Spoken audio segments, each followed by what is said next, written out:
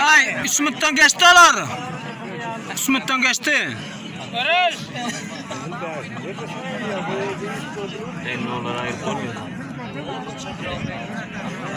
Kene koyuyor bana.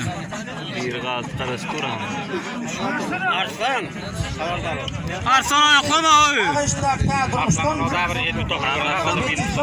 Ha Karsan.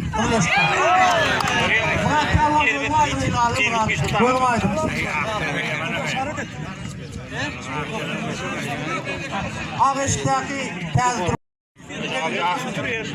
Oldu yerine. Yapma ya. Kızıl eşikler. Tüyle bakın. Görüş. Kızıl eşikler yapıyor. Görüş.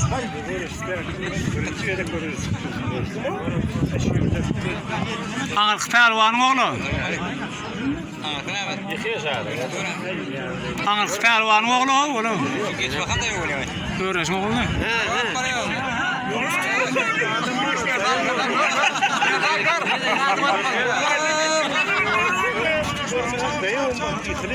Küçük pervana gelin. Küçük pervana görüş yok. Pervana gelin. Gerbe de kana. Ne? Hakkına gerbe de kana. Evet.